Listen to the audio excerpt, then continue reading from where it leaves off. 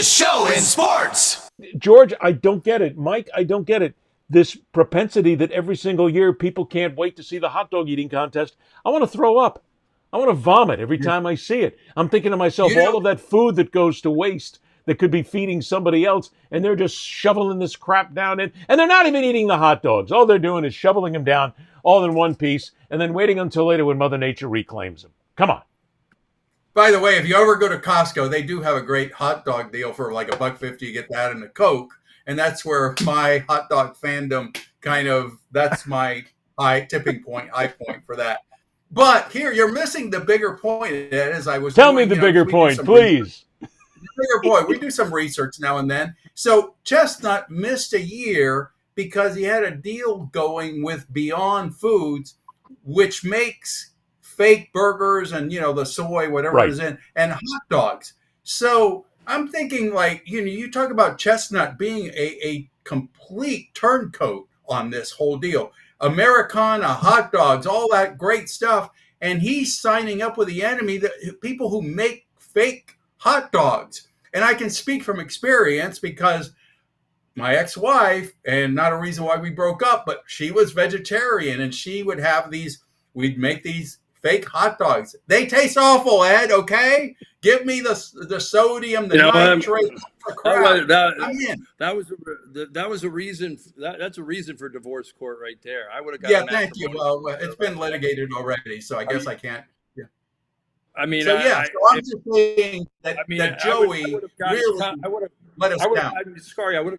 I would have gotten custody of the dog and the hot dogs, the real ones. But it's just, what is this? First of all, competitive eating is not a sport. I mean, this goes back 100 years, and I remember they started this thing, the International Organization of Competitive Eating or something like that, and then it went to burgers, it went to chicken, it went to ice cream, it went to everything else, where people are just shoveling the food in their mouths as fast as they can. And like I said, it's all going to come out in a wash in about 30 minutes anyway. It's not a sport. It's Ed, you haven't obviously been to the same press boxes that Mike and I have been in when it comes to competitive eating and sports writers, because they can pack it in, my man. So there was a at the Meadowlands. This is awesome. Thanks for having me on. Wise has been trying all day. I gotta tell you, between his phone service in Panama and everything else, it's insane. Mike, it's incredible. Stick around, buddy. I know, but guess that what? Rotary dial-up thing. Did you subscribe to that Trump internet thing with the phone? That's the problem. Well, that's what it is. You fished out the 5K, and this is the crap you're getting. No, Eric Trump sold me this phone deal, and I signed up for it, and shockingly, it's a grift. I had no idea about these people. I thought they were genuine, and so anyway. There was a guy when I first started. I got my job at the New York Times out of the blue in '94. Saved my life, saved my career, and I'm covering the Nets at the Meadowlands, the New Jersey Nets at the old Meadowlands. And there was this guy, great guy. His name was Eric Shepard, and he would get 2 or 3 of these monster hot dogs in the press room every day before the game. Well, of course. The press room before they moved to Brooklyn was named the Eric Shepard Press Room, Memorial Press Room, because he died eating those hot dogs. He ate so many of them, he died. And so every time I see it, I'm like going, I'm going to have one hot dog today. It'll be a Chicago dog dragged through the garden with tomatoes, pickles, and onions, and all kinds of other vegetables, so I don't eat all pork. But yeah, I mean, anybody who wins in competitive eating award, it's like winning, the AVN porn award. It's just for something. It's for something going in your orifice, one of your orifices that probably shouldn't be there. And the bottom line is okay, great, you somehow got that in your orifice. Wonderful. Here's the award. Are you kidding me? 100 hot dogs? And they just put water on the bread and they just put them down their throat. The only guy I ever rooted for was Kobayashi, because I did not understand how a small, almost lithe, nubile Japanese man could get this many hot dogs in his belly. Joey Chestnut is a slovenly slob. I understood that. but I could not understand how Kobayashi, the one guy who basically took apart Joey Chestnut a few years, I did not understand how he got that many hot dogs in his belly. But see, what you've struck on is one of the points I want to make, the hot dog eating contest. They water it down. The buns are nothing more than just pretty much disposable at that point. It just becomes a glom. I want to see them eat the hot dogs with mustard and relish and sauerkraut, and I want to see you eat the son of a gun. Ooh, I want to see that go down. Now, if you eat 100 of those, you got me caught in maybe something that's fun. But otherwise, all you're doing is you're shoving tube steak down your throat. Let's have that throwdown at Costco where they sell real hot dogs. Damn it, that's and you get the drink too for $1.50. Oh my God! I'm trying to get some sponsorship deal with Costco here. I don't know if it'll work out. You made a very good point about the fact that there really is nobody better at a food eating competition than certain members of the media when it comes down to being at a sporting event. And you and I have seen it. I'm not going to mention names, but you've been there too. We've all been there at one time or another when you go to a press box and there's always the pregame meal, and you got, no matter what time of day it is, there's that one person that's always there, first to line up. And then it used to be at the Dolphin Stadium when I covered them a billion years ago. It was always the hot dog line. You could smell them. The hot dogs walked in. And there was always that one guy sitting on press row, and I can see him to this day. I know exactly who he is. Tell me who he is. Who was going, they bring in the hot dogs? No. I don't want to. I like the guy. I like the guy. If I didn't like him, I'd mention his name. Come on. Ed, what's he going to do? Fire you? I mean, come on. There was a Super Bowl party. I will kill anybody right now. I'm at the point where I don't care. That's what this show should be about, Ed. We don't care. Just kill him, whoever it is. We do care, Mike. We care deeply. It's Ira. Your internet provider It's doesn't Ira care. Winderman. Is it Ira Winderman? No, it was not Ira. No.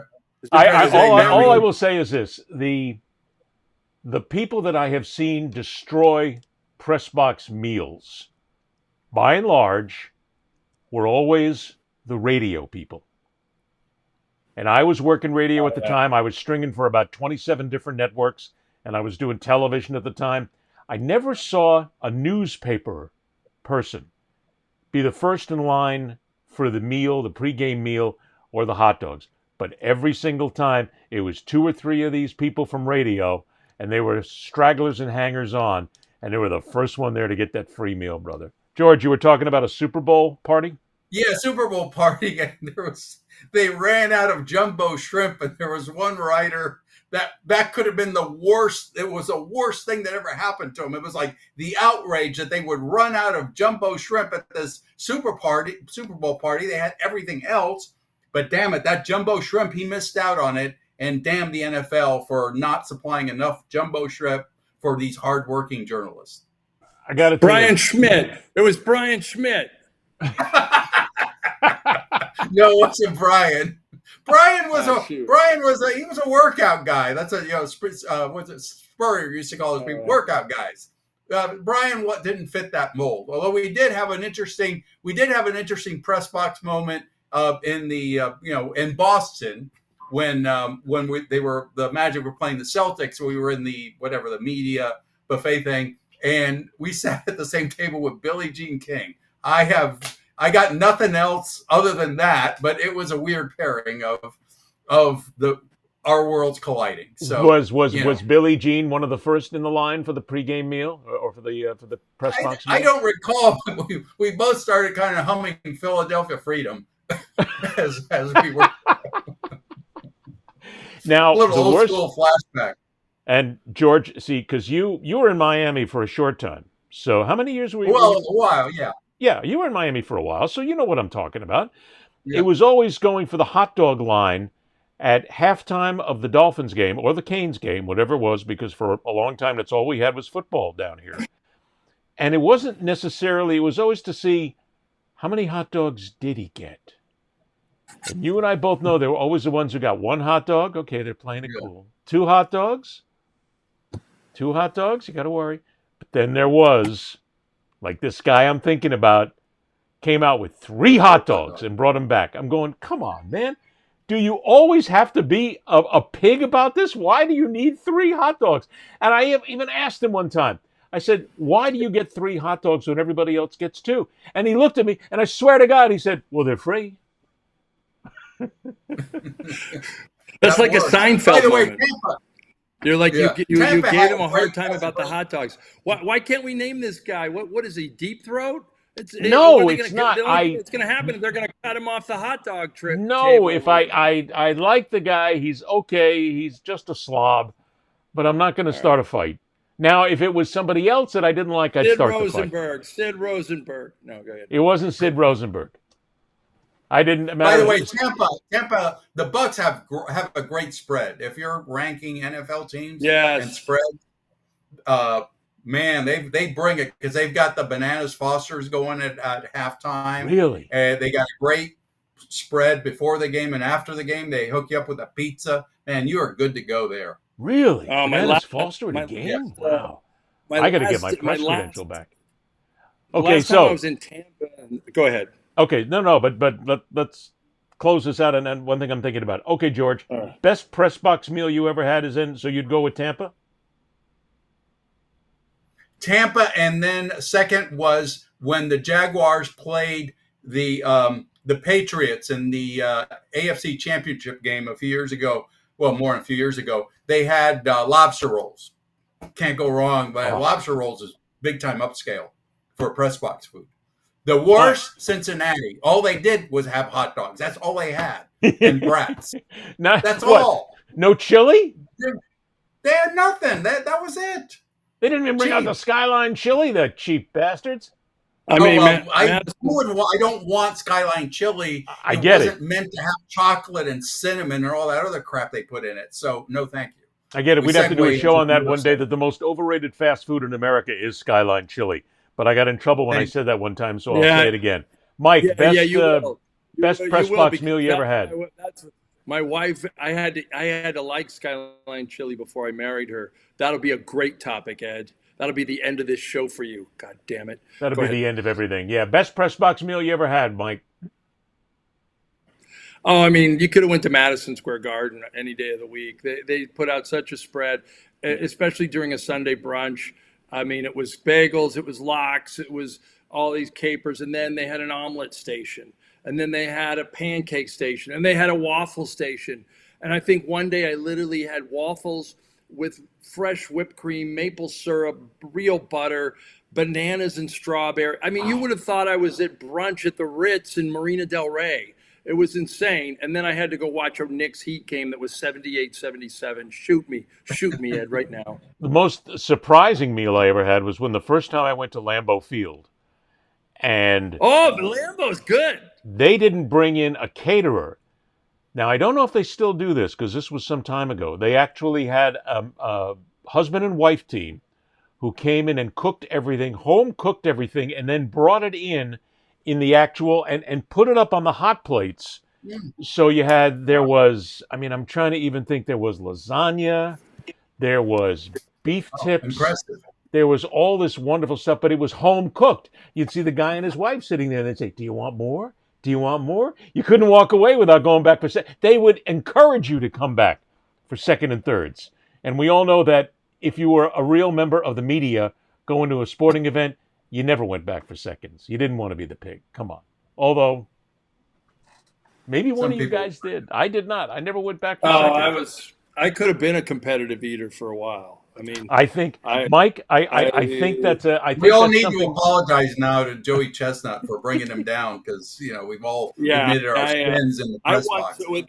Every night they had these cakes at Madison Square Garden, cheesecake, Black Forest cake, these huge cakes that people would like not eat. I started bringing them to the homeless down in the subway at night because they would go to waste. But one night I just thought I'd give the beat writers a laugh, and Frank Isola egged me on, and Barbara Barker for Newsday was still working on her story. We were giving a hard time because we all wanted to go out for a drink, and all of a sudden I looked at her and the cake was right in front of me. I put it right next to her laptop and I just went, "Hey, Barb," and I went bam, my whole face into the cake and just started eating and she fell over laughing and got her story done in 2 minutes and we went out to drink.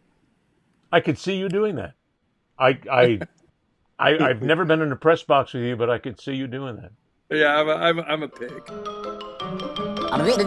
That's all, folks.